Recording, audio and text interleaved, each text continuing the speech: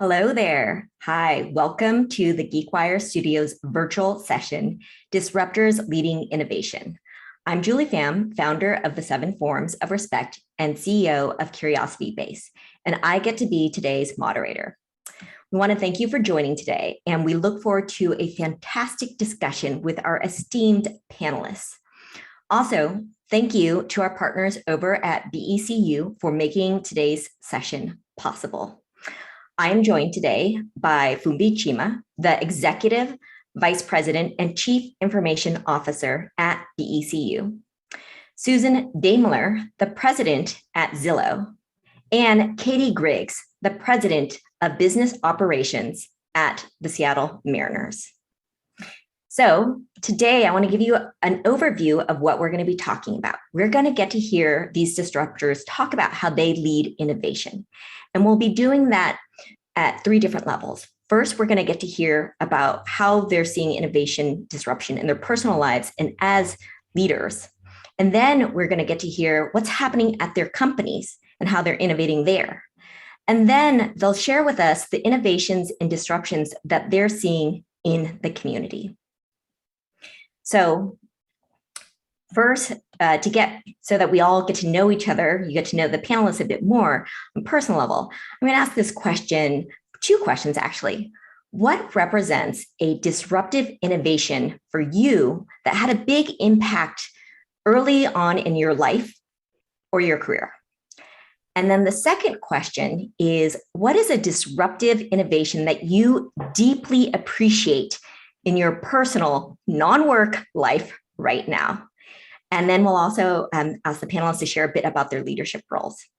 So I'm gonna actually answer these first 2 questions myself, just so you get to know a bit about me. And then after that, you will just be hearing from the panelists. So for me, something that that represents a disruptive innovation that had a big impact in my early career was PowerPoint. I remember in 2006, I was teaching at UC Berkeley, and before that, I'd been using those overhead projectors where we'd have the slide. And using PowerPoint to teach was such a revolution. I could do so much more. It was just, and a lot of the other faculty weren't using PowerPoint yet. So it was just made teaching so much more fun and visual. A disruptive innovation that I'm using in my personal life right now is the use of the mental wellness app. I use Talkspace. I know that there are other ones available, and I actually started using it in 2019. So I was actually an early adopter. And during the pandemic, it's just been so great to have access to mental wellness.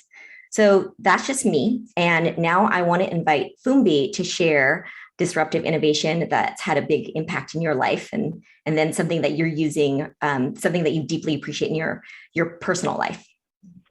So Julie, thank you so much for putting together such a really astounding group of women. I'm always privileged. I feel lucky when I speak to people from Zillow and Mariners. It just feels so cool, right? And so feeling a little bit intimidated at the moment because they're probably all more geekier than I am, considering I'm the CIO, CTO of a community credit union in West Seattle.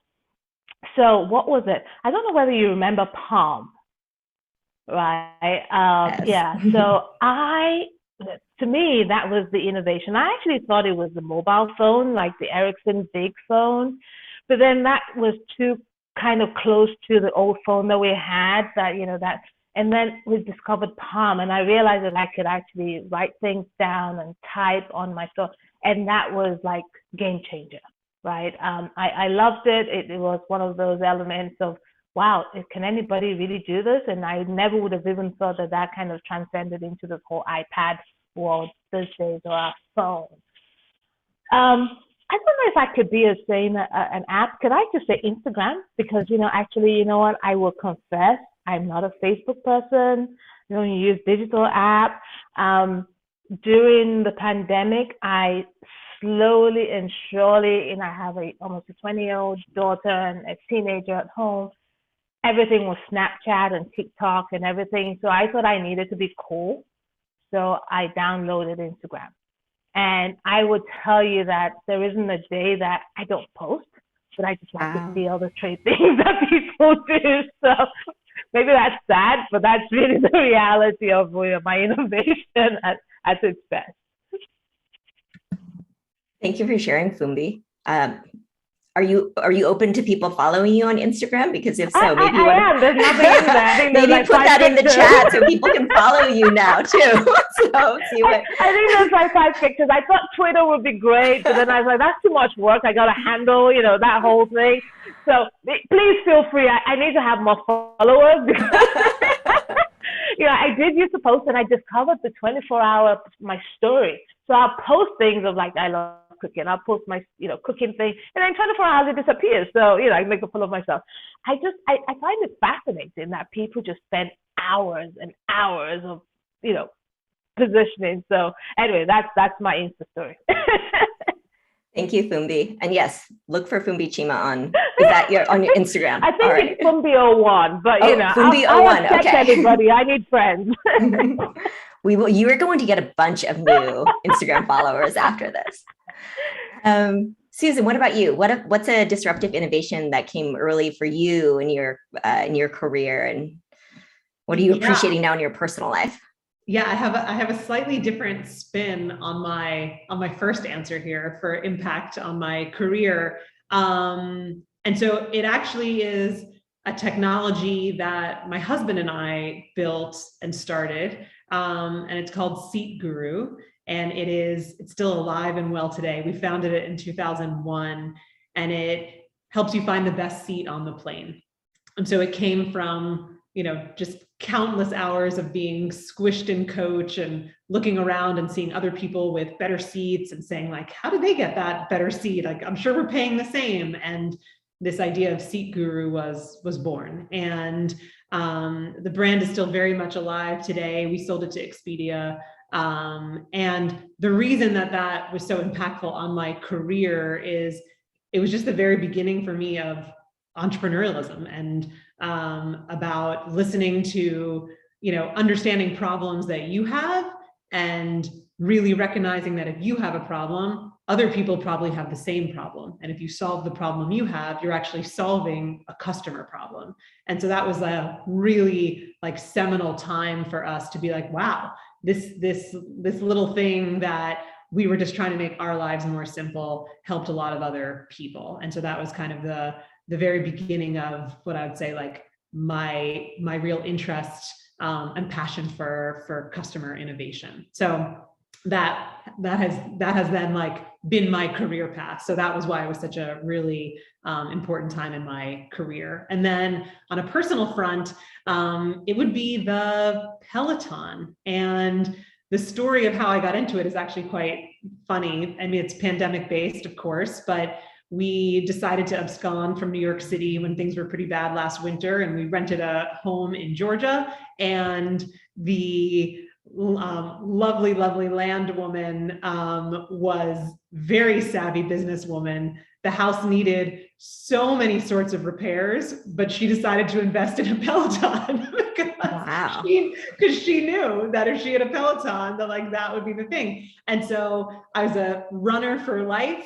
And for the first time in my life, I got injured when we were there in Georgia. And my husband's like, you should try the Peloton. I was like, I hate bikes and blah, blah, blah. And there you go. So I got some shoes and I started on the Peloton, and it's just become something I absolutely love. And I also like to share when I talk about the Peloton, I use it very differently than other people in that I do not like live classes. I do not let people follow me. I do not follow other people. I have made it the running part that I loved, which is it is just me and the music, and it is for me and me alone. And that I've been able to make the Peloton more fit into what works for me has been great. So those are my two. Thank you, Susan. And Susan, can you also share a bit about your leadership role at Zillow? Oh yeah, sure. So as president of Zillow, and I've been at Zillow for 9 years. And so as president, the biggest part of my role is part of the executive management team. And then the divisions I oversee are our premier agent business, which is where We partner with premier agents. It's a marketplace where we enable them to connect with home buyers. And so we have a network of 70,000 agents who we partner with and work with and build software for. That's our premier agent business, and it's the flagship business of Zillow. I also oversee our StreetEasy business. So for anyone who is in New York City, you know and love StreetEasy, one of the best real estate brands out there. And then also oversee corporate communications, which could be like one of my most favorite parts of all that I do in terms of communicating with employees, being part of how we show up and communicate externally and internally. Thank you, Susan. And now I turn to Catie. Hello, it's such a pleasure to be here today. So thinking back, I think I was actually going to say the evolution of the smartphone. So Fumbi, I completely hear you on that one, but I've evolved, I pivoted. So I think it really is the MiFi, right? It's the ability to have portable Wi-Fi. As someone who was also in New York City for a number of years, I spent countless hours on Metro North trains, and I read a lot, which was awesome. But it was time where I all of a sudden had the ability to tackle a lot more as I got the MiFi, which frankly allowed me to free up some of my personal time, which when I was looking at those trade-offs, that was something that was very important to me. And then further down the road, after I left New York, I was doing a lot of experiential work in different communities where, you know, public Wi-Fi wasn't necessarily so prevalent at that point in time. And the ability to help use a portable, basically your own portable internet to bring something to life, the same way you're talking about with PowerPoint, and being able to actually leverage all of the technology behind it, regardless of where we are, really was a game changer in terms of the way in which we were able to interact with our consumers. So that's probably my early career one. Now tying back to the reading thing, it's probably the Kindle. I still travel a lot. I love a good physical book. I really do. They're heavy, and I already have a lot of stuff in my bag at all times. And so the ability to have as many books as I would like at any given point in time on my Kindle in a single small device that I can bring with me wherever I am, whenever I am there, and I have a few spare moments to read, it's something where it makes it easy for me. And I think that coming back to the idea of how do you find a way to make things easier for folks really is critical. So for me, the Kindle is probably the one I would go for. Thank you, Catie. And could you just share very briefly what you do at the Mariners? I know this is a new role for you, you haven't been there that long. I think I'm dangerously close to 100 days, so it is definitely a new role. But what I'm doing is not dissimilar to other roles that I've held in the past. So as president of business operations, easiest and cleanest way to think about it is if it has to do with signing players, coaching players, working with our minor league athletes, I have nothing to do with that. And I promise you it's much better that way. If it has to do with what is your experience like when you get to the ballpark, how do we engage with you, whether it's via our broadcasts en route, our own social media channels, how do we show up and show out in the community in terms of supporting and giving back, and then all of the just sort of normal business stuff that goes behind it. That's all my side of the business. So it's a lot of fun. Thank you, Catie. And Fumbi, I realize you shared your title and where you work and even the part of the city. Do you want to share also a little bit about what you do at BECU, just in a little more detail? I just play with Kindle and, go on Peloton when I need to. Well, no, not at all. I am the Chief Information Officer at BECU, which is basically the overseeing all the technology for the company. And I always tell people I have two jobs, but I also lead the enterprise transformation. So we're going through a major transformation as a company to really become more digitally focused so that we can continue to provide the financial health to our members from a digital savvy and a more technology-based perspective. So not only do I do the technology, the phone is not working, the laptop is not working, my system at POS is not working, your ATM, don't call me if it's not working because it's not me, but also how do we become more digitally, native is what I do. So very excited. I've probably been a little longer than you, Catie, so not 100 days, but now that I'm counting about 15 months. And I moved from like previously I had global roles, most recently at Adidas in Germany, and I was doing the commute like you, like many of us that travel quite a bit from UK to Seattle every other month during quarantine. So that was good. I still like the book. I still like to feel and touch and, fold and have my book markers. So I never quite gravitated to the Kindle piece, considering my technology. So maybe I should, learn some tips from you. Thank you, Fumbi. And I especially appreciate your work because I am both a personal and business account holder of BECU. Good, thank you. We love your business. So yes, and it's I like to ask that question because it's a really good way to kind of get insight into these leaders as people, right? So we now follow Fumbi on Instagram. Do not I've got follow quite a few, I'll tell you. I don't know, do I accept everything now? But I don't post. And then don't follow Susan on Peloton, and maybe send Catie some book recommendations. So, and that innovation and disruption can take all these different forms. So now I want to move into this first question of how to, looking at innovation at this individual level, how do you as a leader share your vision and get people excited about joining you to challenge the status quo? And so, Susan, I'm going to start with you. Great. And yes, you could not find me on Peloton if you tried.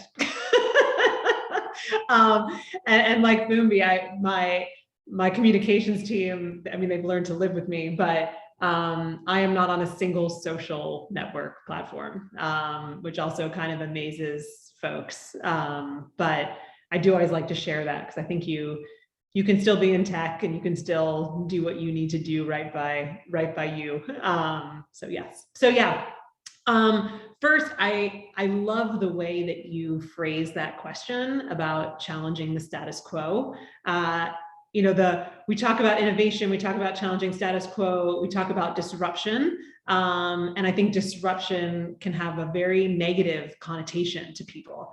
Like people hear disruption and automatically think people are going to lose jobs, industries are going to be upended. And that's certainly something that we face in the real estate world. When we talk about, when people say, oh, Zillow's a disruptor, it means we're going to replace real estate agents when actually like they're the most important part of what we do. And so I love that challenging the status quo.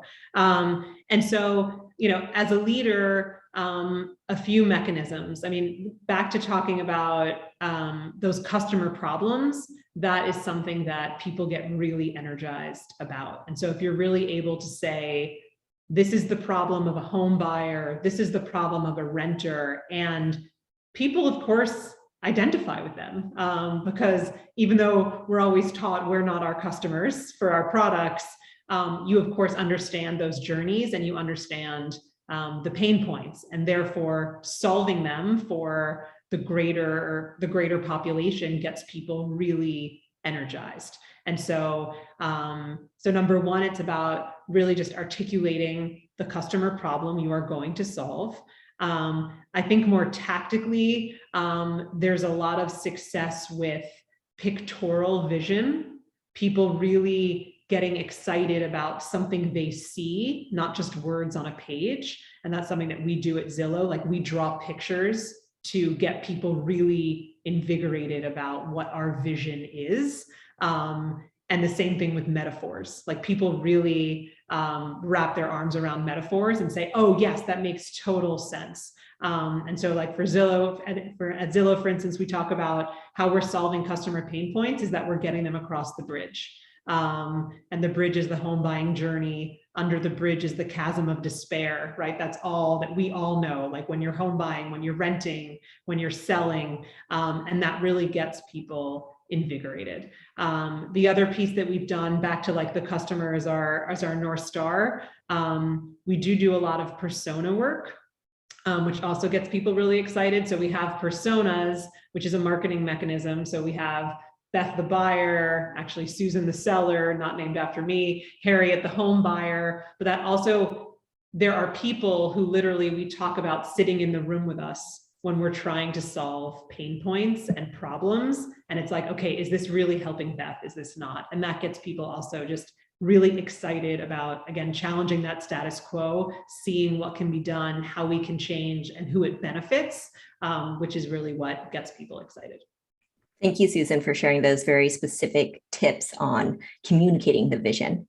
Catie, what about you? How do you share your vision and get people excited about joining you and challenging that status quo? I think in many ways it's very similar to what Susan just outlined. I think the way I would have framed it in our world is it's about defining success. So to Susan's point, what is the problem you're trying to solve? If you don't know where you're trying to go, it's incredibly hard to get there. So it really is first and foremost having that definition of success that not only is known, but is bought into. But I think the challenge along the way, particularly in an industry, baseball has not historically been known as being one of the most innovative or disruptive sports, right? We're America's pastime. This has been something that's been happening for a very, very long time in a certain way. I think a lot of the opportunity is truly helping people think about it differently, right? Helping people understand who we are. We're not a baseball team. We're in the experience business. We're in the consumer engagement business, right? So it's helping redefine that. And then first and foremost, going and helping reset that culture and understanding that, you know what, to move forward, it means you're going to fail. Now, you can fail in big ways or little ways. You can fail smart and fail forward, or you can make avoidable mistakes.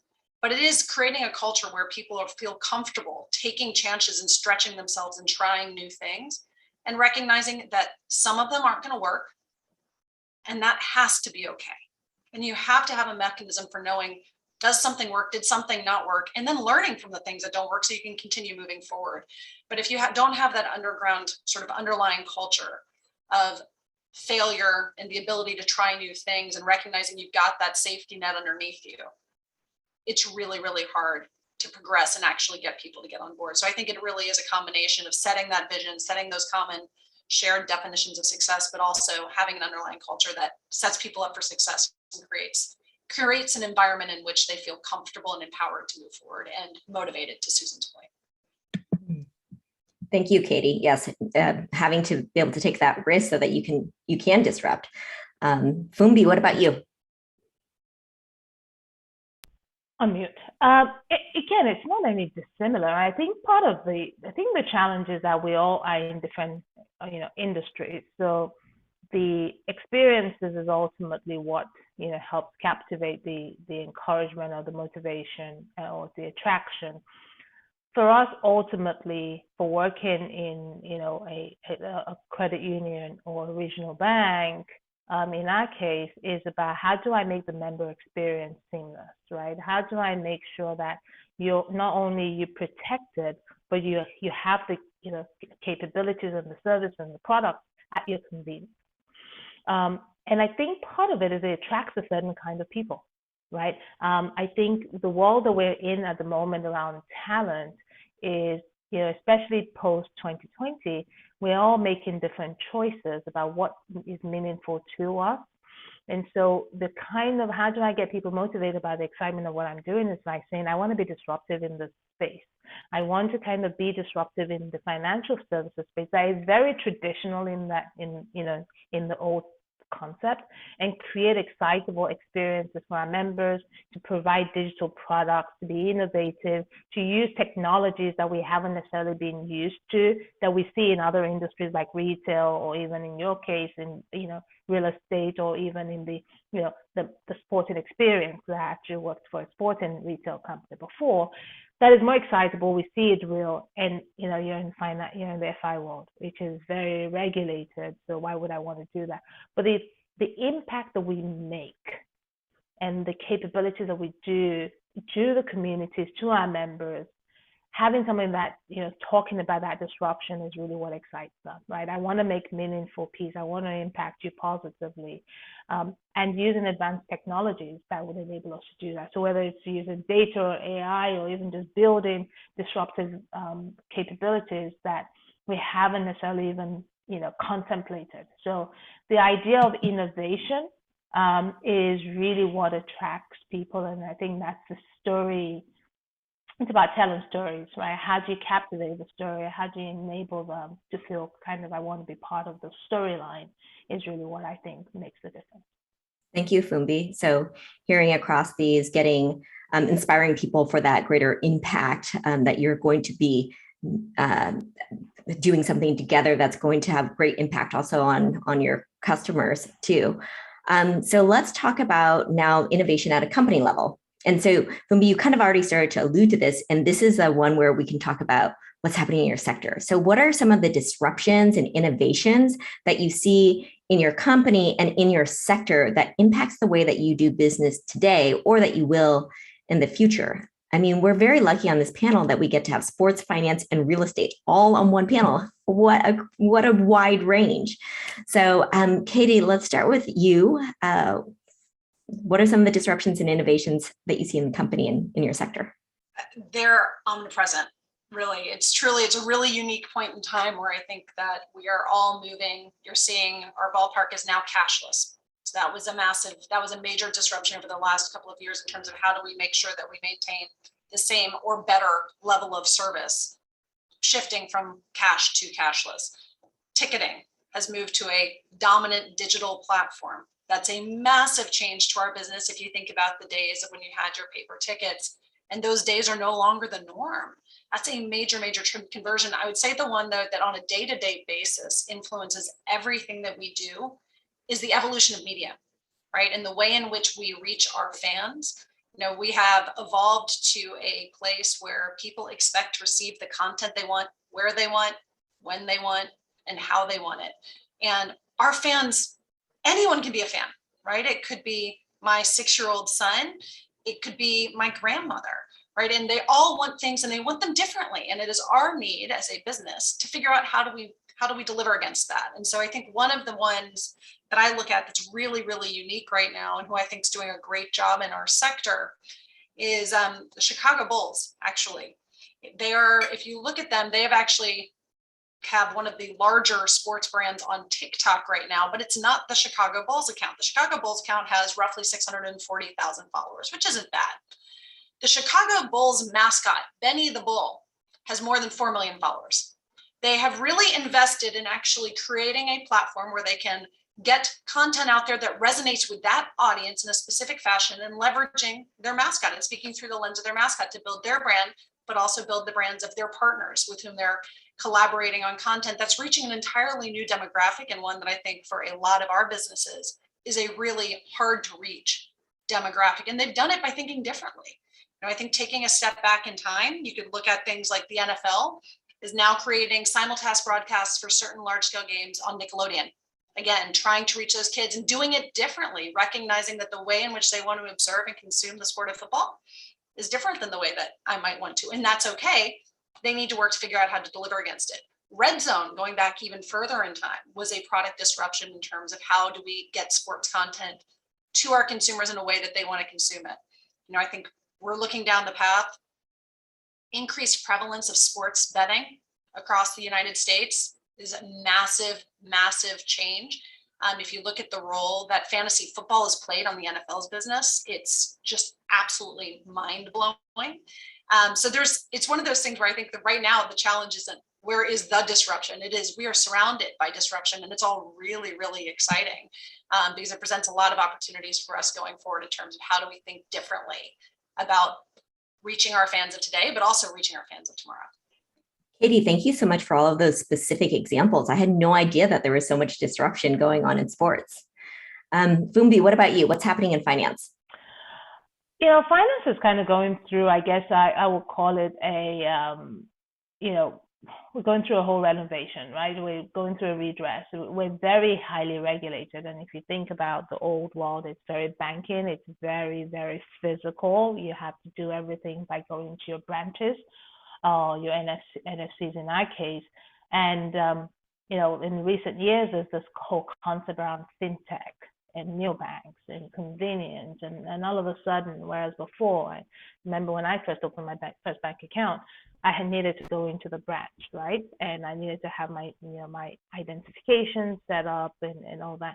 And all of a sudden, I have almost a 20-year-old, and I don't think she's even stepped into a branch before, right? Because now she has the Monzos or whatever the new banking of choice is, and everything is done within 5 minutes, right? you open the bank account, it's validated, everything's automated. And she's looking at me and going, what do you, I mean, you know, she has a Chase bank account, and I gave her a check when she went to college.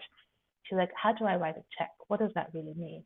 You know, I can do my Monzo where I can decide which savings I use and which card, right? Separate the card of which is spending and which savings, and, you know, and it's all on your phone. It's all digital, and it doesn't encumber the legacy element. It's convenient for the generation of today that all live on their phone, TikTok, Snapchat, whatever they want to call it.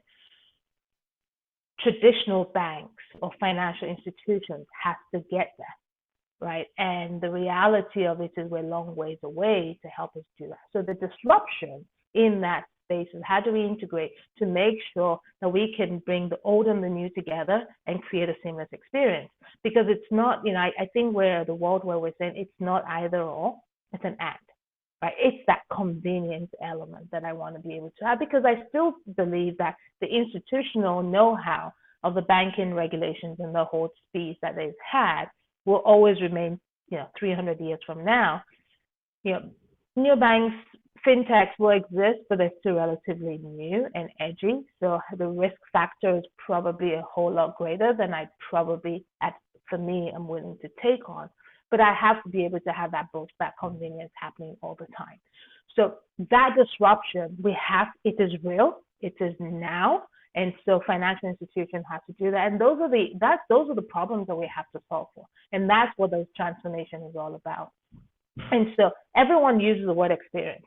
The experience is about who your customer is and how you cater to them. And I think in the financial services, it's a convenience, and also most importantly, making sure that I'm protected, right? I can't afford to, you know, make sure that I put you at risk because your financial information is being leaked or whatever, because, you know, that creates that branding and reputational issues.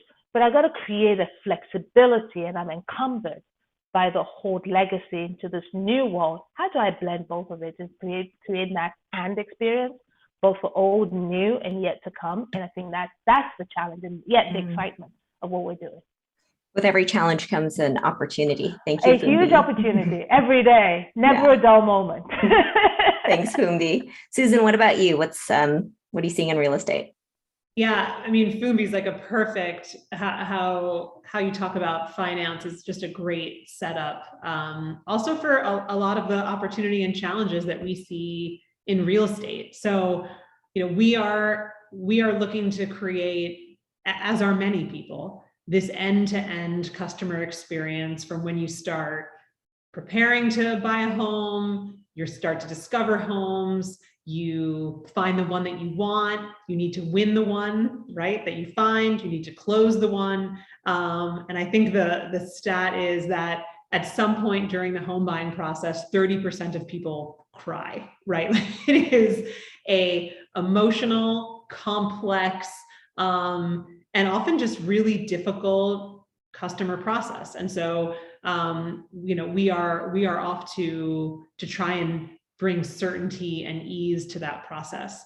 And similar to what Fumbi was talking about with finance, the interesting thing about real estate is so much of it is local, and this like expert knowledge that our agents bring, that loan officers bring, like it is a boots on the ground type of industry. And we don't see that changing, but we see it evolving. And so for us, you know, the biggest innovation and balance to find is between tech and human, because this human part is going to be like, this is the largest purchase that people make in their entire lives. It's not an Uber ride to dinner. And so finding, you know, that human connection, but backing it with the right level of automation for efficiency and scale, that is like the big opportunity and the challenge. And so, you know, it's things like,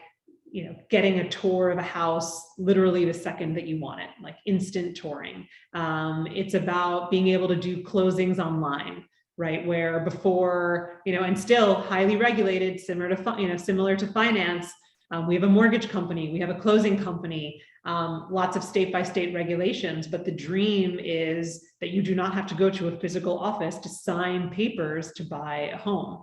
And so that is an innovation that we're working through.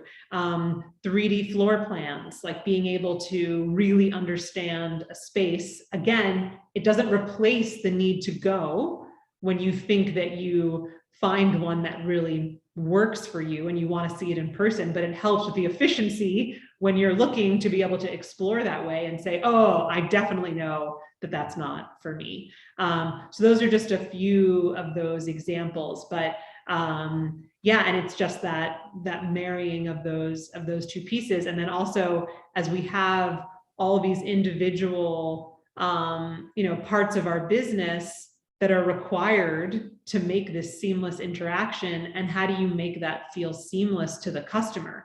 And so as the customer is moving through those phases, and even as they're using third parties, right? So when we connect people to our agents, how do they still feel like they are connected to Zillow and they are a Zillow customer, and that the level of service they're getting from this third party meets the bar of what we promise our customers? So lots of work being done on how we measure that, understand that, and hold ourselves and our partners accountable to that. And that's part of that like tech plus human piece. Yeah, thank you, Susan. Yes, for reminding us that at the heart of innovation, it has to serve people. So I'm seeing all of these great questions come in. And also these questions that we have here, they were based on the questions, all of the questions that the registrants put in. So I'm gonna, for this next one, this is innovation at the community level. I feel like we can't not ask this question. How does the COVID epidemic promote or hinder innovation in the community? I do, and you can define community however you want. It doesn't have to be work related. If you want to talk more about your sector, you can. If you could keep your answers at a maybe with a specific example or something a bit short, because I do want to get to all of these great questions that we're getting from the audience. So this time, Susan, I'm starting with you in community. How's the COVID epidemic promote or hinder innovation in the community? Yeah, for us, we are seeing, so we're one of the first companies to sort of shift to this fully remote work. We like put our stake in the ground pretty early on in the pandemic. Like we are not going back to the office full time. And I think a lot of companies we'll see if they follow along or not. And what that has enabled. So one, I will say, with all great opportunities, it is highly challenging. And for all of you too, who are working in hybrid, trying to find, again, at the heart of everything is people. And so trying to find connection while also working from home and, all of those pieces is a challenge. But what it has done is really opened up the opportunity for more underrepresented groups to come, work for us. And that's because one, we're moving outside of our footprints of where our offices are. And so that opens up, the majority of our hiring used to be in Seattle, which has a very particular demographic. The idea that we can now hire people, anywhere between Seattle and New York City and, and Illinois and Texas, opens up just huge opportunity for lots of people who would not be able to work at our company because they couldn't commute to an office. And in addition, that remote work has really been a boon also for women in particular, where, we are often the first ones to opt out for lots of reasons.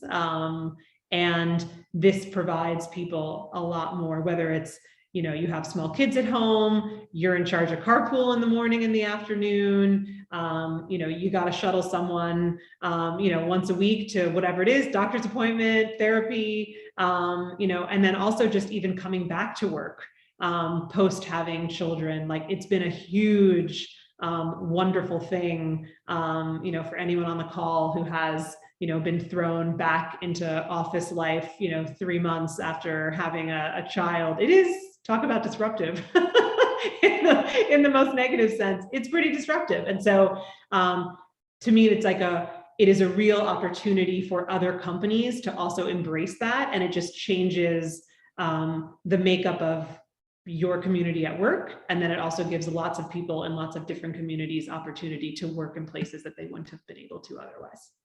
Thank you, Susan, for sharing that. Catie, what about you? Yeah, no, we're in a unique spot because we are, by definition, the core of our product is bringing people together physically. That is what we do. And so I think when we're looking at disruption, when I look at COVID, I actually agree entirely with Susan that it is, in my mind, the ultimate disruptor, right? Literally, I think I was in Mexico City on March 11th of 2020, expecting to fly back that night. Initially, it looked like the borders were shut. Turns out they weren't. We were the last flight into Atlanta's Hartsfield-Jackson International Airport. And that was that, right? And so it truly was, I think that was a fairly dramatic one because I was overseas at the time. But for everyone, there was that moment when the world shut down and we weren't sure what was going to happen next. And everyone immediately had to start thinking differently, right? And we start leveraging tools and technologies that for some of us, maybe we've been using to a certain extent before, for others, they were new. But I think it was a really unique point in time and continues to be a really unique trigger where it does lead to people being forced to think differently because things are different. And so in terms of creating that culture where we talked about challenging the status quo early on, in terms of creating that culture where people feel comfortable challenging the status quo is changed. There isn't a status quo right now. And so I do think it's something where we have tremendous opportunity for all of us to really think differently and to see Susan's point, it's an incredible opportunity to go and figure out how do you create a business model as a leader where you can attract, develop, and retain talent where that talent is. Like that's a fantastic opportunity for all of us. There are products, tools, and ways in which we can serve our consumers that frankly wouldn't necessarily have been relevant a year and a half ago. I think from our standpoint, what will be really interesting is fast forward a year, 2 years, 5 years. What are those innovations that last, right? Where things fundamentally are just moving on a different trajectory than they were prior to COVID. And what are those things that continue to evolve? Whether they go back to where they were or end up in a totally different spot, who knows? But I do think that that's going to be the thing that I am most excited to continue to keep an eye on going forward. But no doubt it has been an incredible, powerful force towards innovation. Thank you, Catie. And Fumbi, what about you? I know you talked about war on talent in our earlier conversation. I don't know if you want to talk about that or something else. I mean, I think the ladies said it all, and rather than get into a point of repeating ourselves about trying to belabor the same message, but I think part of it is just making sure that we've got it forced us, right, to think differently, right? In organizations, much like Susan, we're very much, traditional organization where we had to be in the office. We felt, right, this whole norm of if you're not in the office, you can't get anything done because that face-to-face meeting needed to be done, right? And you don't want to have the water cooler conversation, and all of a sudden, the world, and I keep telling people, the world stopped for 4 months. In 2020, right? The world stopped and no one could do anything. But yet, a lot of innovation happened in those 4 months, right? Because it forced us as corporations that are very, in a certain way, had to pivot that we never thought could. So status quo, back to Catie said, it changed. And it should continue to change. And I think that's the piece of it that we need to make sure that we manage very well. Don't go back to where we were before, right?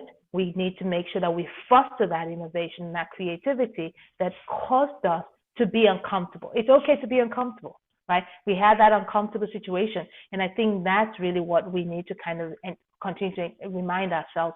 Once we're about to get back, we're also in that plan of what does hybrid mean? And we probably want to lean into, come back into the office versus not. But, when you go through how do you create this experience for your employees that are now that convenience, right? And creating to be more creative. I think that's the secret sauce of what the future future companies are going to be. And that's the secret sauce of the choices of employees or talent, including myself. We're going to have to make those choices at some point. Where do I want to be? What's better? Is it the pay or is it the convenience? Right? And we've now found out through data, it's not about the pay anymore. right? It's about the convenience. It's about the life choices that we're beginning to make.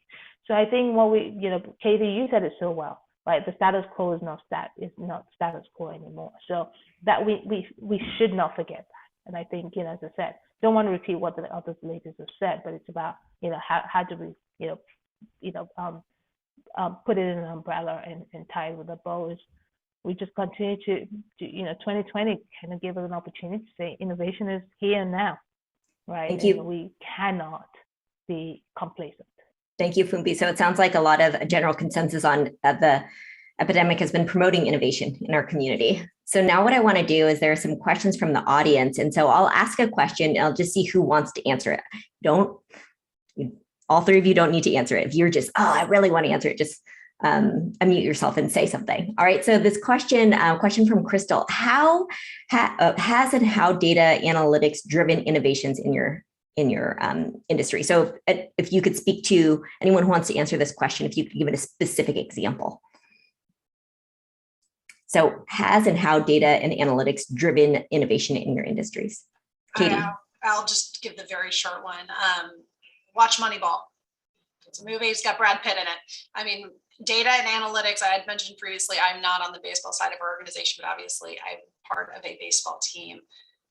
Data and analytics on both the business side as well as the baseball side are just fundamentally shifting the way in which we think about what we do and how we do it. And I'd say that arguably sports has been a little bit behind the curve. I suspect that Susan and Fumbi are a little bit further ahead of where we are on the business side, but it is core to knowing who our fans are, what their need states are, and how do we best meet them. Because I think it goes back to what I said earlier in terms of if you don't define success and what that means, it's really hard to know if you're going there. I mean, fundamentally, that's data and analytics, but but yeah, for anyone who wants to know how data has totally reshaped what we do as an industry, watch Moneyball. Thanks, Catie. Any other, Susan? Yeah, I was going to add on to also what Catie said before. Data is also the accountability piece to whether or not you are winning, failing, succeeding, if you need to pivot. Like those are the gut checks along the way. And you have to have, once you've defined what success is, the data and analytics is also like there's customer analytics and data, but then there's also the business data that talks about whether or not you are moving your way towards that vision or not. And if you don't have, again, exactly what Catie said, if you don't have that accountability, then you also can't have a culture that's able to fail and move on. So it's parsed up into that. Thanks, Susan. The next question, I want to actually ask Fumbi this because this is a question from Wendy. But anyone can answer this, but are you expecting cryptocurrency to disrupt your space? And if so, how are you preparing for it? Yeah, I mean, I think the jury's out there. I mean, there's different school of thoughts around it. And so I wouldn't necessarily say that we are going that direction because even from a regulatory standpoint, we've got to make sure that we make the right choices, whether it is the right direction or not. So for us, I think the jury's still out for us. But, there are organizations out there that they are betting on it. I think it's still very early stages of whether it's actually going to work or not. So, I think the best way for me to say is, I don't know, right? We're not necessarily, it's not something that we're actively going to pursue. It's like ethical trading. It's like ethical data. It's neither good or bad. It's just not one that the risk is far greater than the reward at the moment. And if I want to kind of treat my members' financial health in the most diligent and safe way, I'm not sure that that's going to be the right path that I want to take my members' health. And I'm sure the members will probably appreciate me for that at this point. Thank you, Fumbi. Thank you for accounting for risk. Does anyone else want to talk about cryptocurrency? Because otherwise I'm going to move to the next question, which is, how do you spot a disruptor? What are their attributes? You just list a few attributes. When you're interviewing, how do you spot a disruptor? Fumbi. I would say that you just got to have a natural knack for curiosity, right? And I don't think you can spot a disruptor through an interview, I think you can spot and disrupt just through people that are just naturally curious. And the thing about it is that you have to allow them to be curious. Hence, you've got to allow them to fail, right? You know, forward-looking companies, they failed 100 times before they had that little idea and then succeeded. In corporations, we're very risk adverse, so we always worry about, you know, we plan the failure, so we don't encourage, right, that innovation. And I think we've got to shift that. And so for me, a disruptor is, you know, you got to, it's about grooming, you know, encouraging the positiveness out of people. If they're curious, allow them to do it. Give them the insight. Allow them to just to feather things. And if they fail, it's okay, as long as we learn from it, right? And I think that, to me, is what makes a difference. Thank you, Fumbi. Susan? Yeah, I love that. Other thing I would add is just people need to be incredibly comfortable with constant change. And that's what Fumbi is saying too, with that, you know, from the big idea that you start with, you know, it takes on a lot of different iterations if it ever makes its way to the end of the line. And so in addition to that curiosity, people have to be comfortable with the pivoting and the iterating and the changing, and because that's a lot of what that's how the progress forward happens. Thanks, Susan. Catie, did you want to add anything? I love both of those answers, and I do agree. It all comes back to curiosity. With that being said, I also think to get through that process Susan just described, which I agree with, there's a little bit of confidence in there, right? It's someone who is willing to actually roll with the punches. It's someone who is willing to go with yes and answers and doesn't have the ego getting in the way of, okay, well, this was my baby and I can't, clearly it's perfect. It's going to evolve, but you need to have the confidence to be willing to keep pushing it forward, right? And I think a lot of that, you know, we've talked about a lot of different things, but I think this is where the role of mentorship can play a big role, because especially if you have someone who's young, curious, and talented, they need the support, right? They need the support to know that it's okay, to know that, you know what, this is a good idea. And there's a difference between being defensive and not being receptive to feedback, but there's also, you don't have to fold to it. You don't have to give up on an idea just because one person tells you maybe they don't think it's the right idea, right? And so I think it's, how do you figure out how to walk that line? And especially for folks who are earlier in career, I think that's one of the places where it's the biggest learning, right? Is walking that line between the self-confidence to know that there's something there and you're willing to fight for it and work to move it forward, without the ego of not being receptive to the feedback that's going to make your idea better and ultimately end up going somewhere great. Thank you, Kate. Just to add on to that, you just triggered a really key point. Is education is key. I think the educational system now encourages that element of innovation, disruption. I remember when I was growing up, I mean, the concept of innovation lab and being creative, and I look at my 20-year-old and what they're capable of and the risk they're willing to take versus when I went through, night and day. So I think the world has changed. I think the problem is sometimes we middle-aged people stifle that innovation. I think and because it's the fear, right?